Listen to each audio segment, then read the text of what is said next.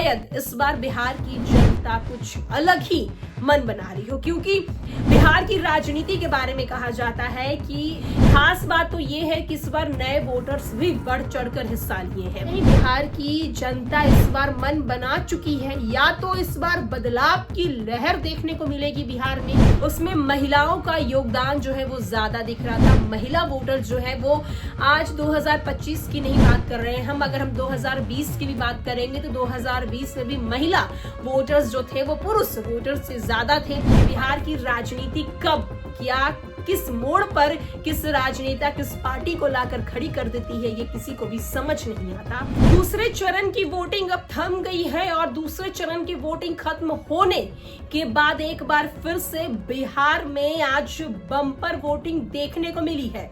बिहार के दूसरे फेज की आज सुबह से वोटिंग शुरू हो गई थी, यानी कि अंतिम फेज की ये वोटिंग थी, जिसके बाद रिकॉर्ड तोड़ वोटिंग देखने को मिली। और एक बार आज का दिन बिहार के इतिहास में कहीं ना कहीं दर्ज कर दिया जाएगा, क्योंकि 67% से भी ज्यादा वोटिंग देखने को मिली है। पहले फेज की बात करें तो पहले फेज में भी 64% से ज्यादा वोटिंग हुई थी, जिसके बाद लगातार ये चर्चाएं तेज हो गई थी कि बिहार में इस बार जो बिहार की जनता है वो कहीं ना कहीं तमाम जितनी भी पॉलिटिकल पार्टी है उन्हें टेंशन में लाती हुई नजर आ रही है। और बिल्कुल वैसा ही होता हुआ नजर आया है जैसे पहले चरण की वोटिंग काफी ज्यादा देखने को मिली, उसके जैसा ही दूसरे चरण की वोटिंग भी बेहद ही ज्यादा देखने को मिल रही है।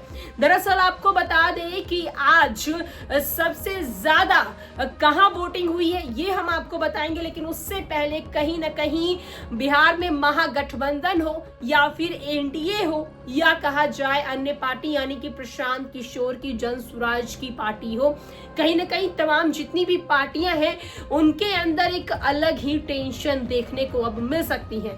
ये वोटिंग बहुत अच्छी हुई है, 67% वोट कम नहीं होते हैं। कहीं ना कहीं बिहार की जनता इस बार मन बना चुकी है, या तो इस बार बदलाव की लहर देखने को मिलेगी बिहार में, या फिर एक बार फिर से एनडीए का जादू चल सकता है। अब इसके रिजल्ट क्या होंगे, इसके परिणाम क्या आएंगे, किनकी सरकार बनेगी, ये तो आने वाले महज 4 से 5 दिनों में आपको पता चल जाएगा। लेकिन बिहार की जनता ने इस बार बम्पर वोट दिए हैं। सबसे बड़ा सवाल ये उठता है कि पहले चरण की बात करें तो पहले चरण में 64% से ज्यादा वोटिंग हुए थे, जिसकी चर्चाएं जो हैं वो बेहद जोरों शोरों से चल रही थी। उसमें महिलाओं का योगदान जो है वो ज्यादा दिख रहा था। महिला वोटर जो है वो आज 2025 की नहीं बात कर रहे हैं हम, अगर हम 2020 की भी बात करेंगे तो 2020 में भी महिला वोटर्स जो थे वो पुरुष वोटर्स से ज्यादा थे, और इस बार भी महिला वोटर्स जो है वो ज्यादा नजर आई है। खास बात तो ये है कि इस बार नए वोटर्स भी बढ़ चढ़कर हिस्सा लिए हैं। सवाल ये उठ रहा है कि ये वोटर्स जो इस बार बढ़ चढ़कर हिस्सा लिए हैं और वोटिंग की जो परसेंटेज है वो बढ़ी है।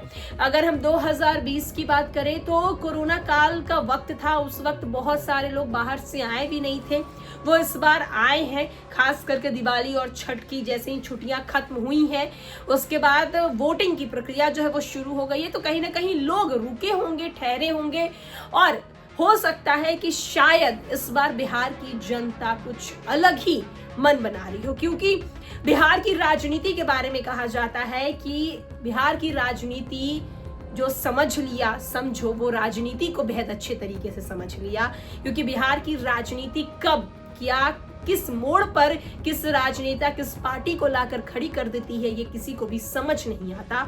और वोटिंग जिस तरीके से हो रही है, बम्पर वोटिंग कहा जा रहा है इस वोटिंग को, क्योंकि 67% वोटिंग जो है वो कम नहीं है। हम आपको डाटा बताते हैं किस तरीके से बिहार में इस बार बम्पर वोटिंग हुई है, लोग क्या कह रहे हैं, महिलाएं क्या कह रही हैं, खास करके जो यूथ है बिहार की वो क्या चाह रहे हैं। तो दूसरे चरण का मतदान थम चुका है और इस बार रिकॉर्ड तोड़ वोटिंग देखने को मिली है। शाम 5 बजे तक जो हमारी खबरें निकलकर सामने उसमें बताया जा रहा था कि 122 सीटों पर 67% से ज्यादा वोटिंग हुई है। मतदाता जो है वो बेहद खुश नजर आ रहे हैं और बेहद शांतिपूर्वक जो है वो वोटिंग की प्रक्रिया चली है। कहीं भी कुछ इस तरीके का हलचल देखने को नहीं मिला है। सबसे बड़ी बात तो ये है कि 122 सीटों पर कुल 14.55% वोटिंग हुई थी सुबह 9 बजे तक। उसके बाद लगातार जो है वो वोटिंग की प्रतिशत बढ़ते चली गई और अब देखने को मिल रहा है 67% जो वोट है वो देखने को मिले हैं। अगर हम जिलों की बात करें तो जिसमें अररिया में 67.79% वोटिंग हुई है। इसके बाद अगर हम अरवल की बात करें तो अरवल में 63.06% हुई है। औरंगाबाद में 64.48% हुई है। बांका में 68.91। तो आप देख सकते हैं कि बांका में बम्पर वोटिंग देखने को मिली है।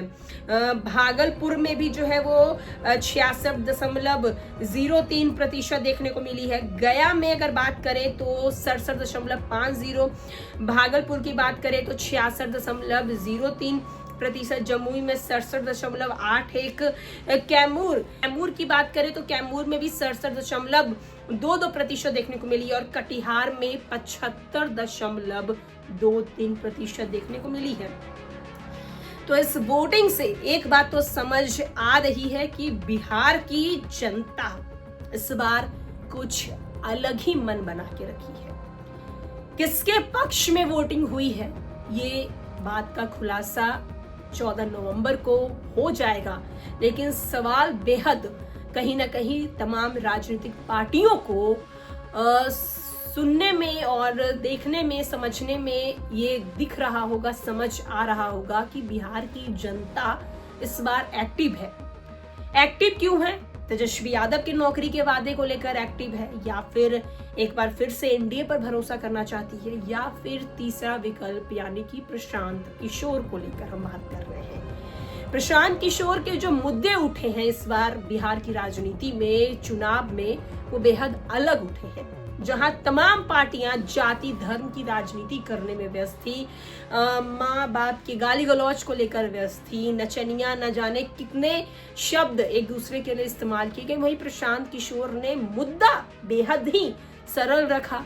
रोजगार को लेकर उन्होंने बात की, उन्होंने पलायन रोकने की बात की, उन्होंने बच्चों के एजुकेशन की बात की, हेल्थ की बात की, बिहार में डेवलपमेंट की बात की। तो कहीं ना कहीं इस वोटिंग से किसकी किस्मत चमकेगी ये तो आने वाले दिनों में यानी कि रिजल्ट में समझ आएगा, पता चलेगा।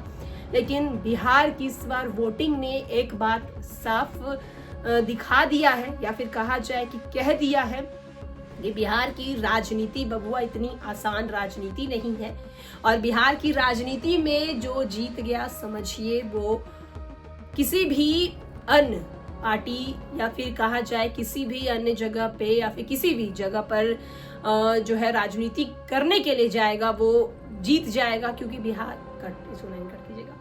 बिहार की राजनीति के बारे में कहा जाता है कि बिहार की राजनीति को जो समझ लिया, जो इससे परख लिया, वो समझिए कि बेहद ही बड़ा हो, क्योंकि बिहार की राजनीति बिल्कुल आसान नहीं है।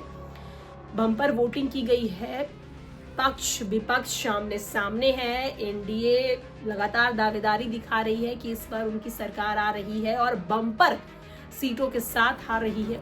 महागठबंधन अलग ही वादे कर रहे हैं। तेजस्वी यादव प्रेस कॉन्फ्रेंस कर रहे हैं, आम जनता से रूबरू हो रहे, बातचीत कर रहे हैं। प्रशांत किशोर अलग अलग दावे जो है वो दिखा रहे हैं। किसके पक्ष में बिहार की जनता इस बार जाने वाली है वो तो समय बताएगा, आने वाले कुछ समय में तय हो जाएगा। लेकिन ये वोटिंग कहीं ना कहीं तमाम राजनीतिक पार्टियों के लिए खुशी के साथ साथ परेशानी भी देख सकती है। फिलहाल के लिए इस अपडेट में इतना ही। तमाम बड़ी खबरों के लिए हमारे चैनल के साथ जुड़े रहें। धन्यवाद।